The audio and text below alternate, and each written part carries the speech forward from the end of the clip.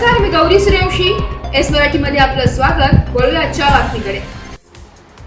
नांदगाव तालुक्यातील मनमाड येथे वादळी वाऱ्यासह पावसाची जोरदार हजेरी.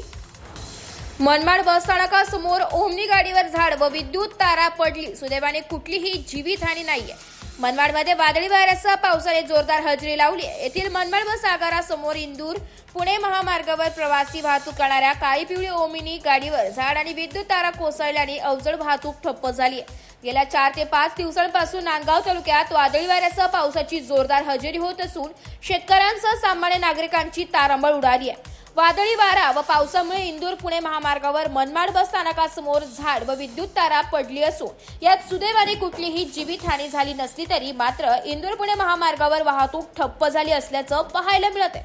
स्थानिक नागरिकांनी सतर्कता बाळगून तात्काळ महावितरण कार्यालयाला कळवल्याने त्यांनी विद्युत पुरवठा बंद केला. मात्र विद्युत तारा पडल्याने बस स्थानकातील बस सेवा देखील काही काळ ठप्प झाली होती.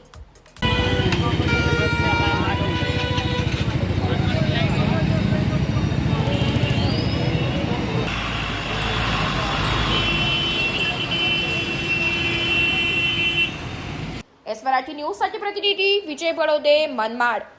अशाच नवीन ताज्या घडामोडी जाणून घेण्यासाठी आमच्या एस मराठी न्यूज चॅनलला लाईक करा, शेअर करा, सबस्क्राईब करा आणि बेल आयकॉनला क्लिक करायला विसरू नका.